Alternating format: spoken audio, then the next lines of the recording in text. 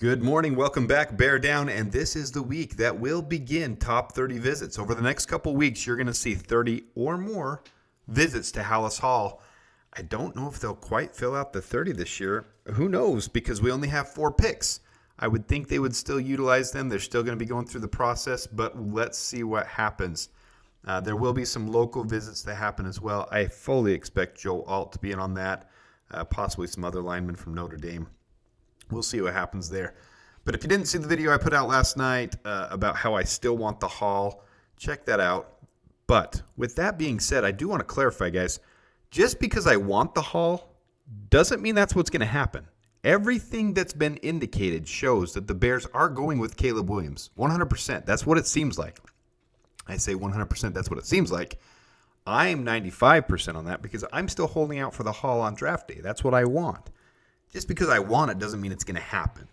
So the reality of the matter is we're taking Caleb Williams at 1-1. I'm with you guys. I'm not trying to be difficult or what do they call it? Someone who's being negative on purpose, a contrarian. I'm not trying to be a contrarian. I just like to think openly and keep options open and think about what the best options are for the Bears. So specifically in the quarterback and wide receiver draft class, I wanted to go over what the last couple, so this one and the last 3 draft classes, show how it compares, because a lot of people are calling Caleb Williams generational. They're calling Marvin Harrison Jr. generational. Well, what's the reality? And then you also hear everyone talking about how this wide receiver class is the deepest in probably more than a decade. So let's jump right into it. We won't make this one a long one this morning. I'm just going to go over the basics of this year's class, compare it to other classes. And first of all, here's all the stuff you see. Where does Caleb Williams rank? You see all this different stuff. I mean, there was even a thing on Twitter yesterday where it was kind of trying to prove the point that let's not get overhyped. It was trying to compare Peyton Manning, Andrew Luck, Caleb Williams, Trevor Lawrence, John Elway, and say where would you rank them. And there were literally some people on there saying Caleb Williams should go 1 on that. I'm not kidding. Really, there were people saying Caleb Williams should be number 1 on that list. Now, I'm not going to dispute the fact today that Caleb Williams is a highly rated prospect. I'm going to show you why, too. So here's all the stuff you see. When you pull up Caleb Williams, where does he rank among all these lists of players? There's been some high prospects that come out. But let's look at right here. So this is a lot on one paper. I get it. There's a lot there. And at the bottom, you'll see the 3 highest rated in the last 4 draft classes. This one plus the last 3. And the reason is because of consistency. When those players put consistent years together, it makes them very draftable. Teams like to see that. So if you look at Trevor Lawrence, his last 3 years, those blue, these are their PFF grades. 91.1, 91.1, 90.7. Bryce Young, 91.5, 92.2. The year before that, he didn't start. And then Caleb Williams, 90.3, 91.8, 91.3. They like that consistency. And that's when these guys start getting that tag of generational or high-value prospect or really elite. So right now, if you look at the last 4 draft classes, the general consensus is as a prospect, Trevor Lawrence is number 1, Caleb Williams number 2, Bryce Young number 3, Justin Fields number 4, C.J. Stroud, Drake May, Zach Wilson, then Jaden Daniels. Some of these things change and jump up when things like Zach Wilson had a huge PFF grade his last year, and he threw for a cannon of an arm. But how were they coming out of high school is one big thing to look at. 24/7 Scout's a really good one that zeroes in on that. Well, Trevor Lawrence was 100 grade coming out of high school. Bryce Young 100, Justin Fields 100, Caleb Williams a 99, C.J. Stroud a 98, Drake May a 97, Jaden Daniels 97, Zach Wilson 86. Well, NFL Draft Buzz, how did they rank them? Well, Trevor Lawrence was 95. Bryce Young was 93.6, so a little ahead of Caleb Williams. Caleb Williams 93.5. And this isn't an end-all be-all, guys. I'm not trying to say NFL Draft Buzz should be the basis for everything we determine a quarterback, because that's not accurate at all. Justin Fields 92.1, C.J. Stroud 92.0, Drake May, Zach Wilson, Jaden Daniels. And then their final year PFF, just the top 6 here for space. Zach Wilson had a 95.4, Jaden Daniels 94.7, Justin Fields 93.5, Bryce Young 91.5, Trevor Lawrence, Drake May. And obviously that doesn't mean everything because you have to look at the tape and you have to look at their consistency. So that PFF grade really gives you a gauge of their consistency. And that's why these 3 guys are the basis of the highest rated prospects over the last 4 years of quarterbacks. Trevor Lawrence, 91.1, 91.1, 90.7. Bryce Young, 91.5, 92.2. And then Caleb Williams, 90.3, 91.8, 91.3. That consistency is what teams like, and they like to see how they perform over time. So here's your highest rated ones. Yes, Caleb Williams is a very highly rated prospect, and if the Bears take him, that's not a bad thing. It's a good thing. Now, I think I'm coming across to some people as being super negative on Caleb. I'm not negative on Caleb. I'm negative on what it means to trade away from him and be able to get a haul of players for him. Look at last night's video for that. If we pick Caleb Williams, I'm not going to be the guy jumping out of my chair saying, yes, we got Caleb Williams. We're saved. I'm the guy saying, okay, solid draft pick, quality. That's what we need is a quarterback that's the top of the draft. Now you got to prove yourself to me, buddy. And that's how I am with almost all quarterbacks, to be honest. I was high on Justin Fields, but I saw the positive. I'm going to look for the positive in Caleb too. When he's our quarterback, when he's a Chicago Bear, I'm going to do the same thing. I'm going to look at him and say, okay, here's the positives of Caleb. Prove yourself to me. And with Justin Fields, he was doing that year after year. He was improving every year. Now, he wasn't a top 10 quarterback. He wasn't a top 15 quarterback every year. In the last year there, I thought he was coming into that. He had a lot of positives going forward. He was learning to play really well out of the dirty pocket.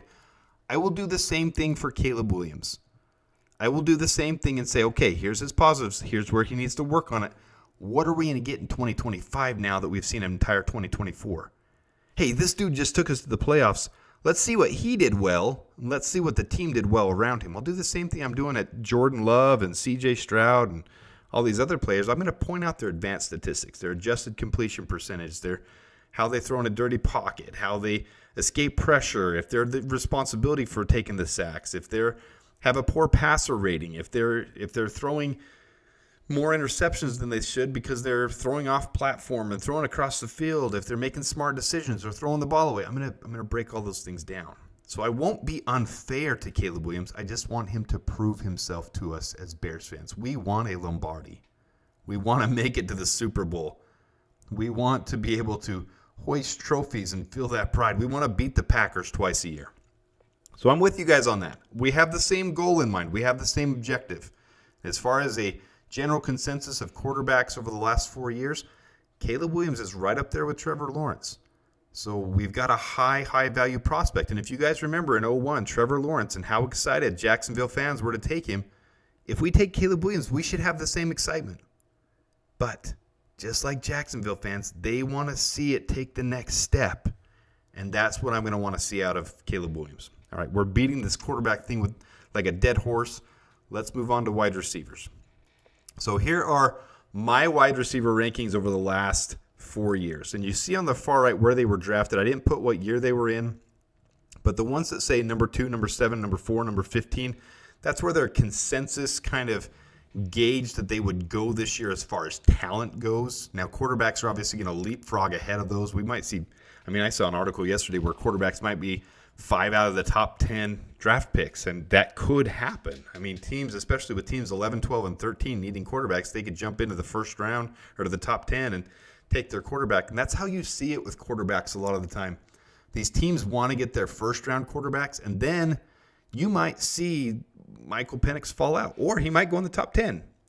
Bo Nix will most likely fall out of the first round, and then he might not even get drafted till the 3rd or 4th round, because that's what happened.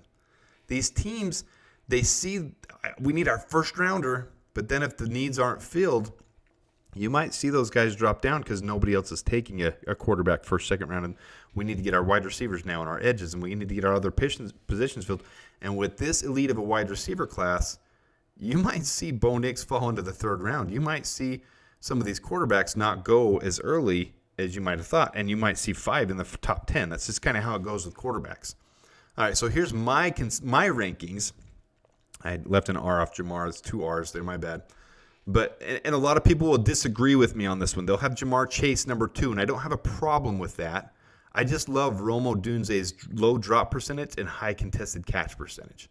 I really think he's going to be a Devontae Adams type of player in the league right off the bat. And that's why I really hope he drops to 9 for the Bears. If we can get him, to me, we just snagged one of the best wide receivers in the last 4 drafts, in the last decade with Rome Odunze. If we don't get Marvin Harrison Jr., that's a great backup for me. But in this class alone, Marvin Harrison Jr., Rome Odunze, Malik Neighbors, and Brian Thomas are all in my top 10 prospects over the last 4 years.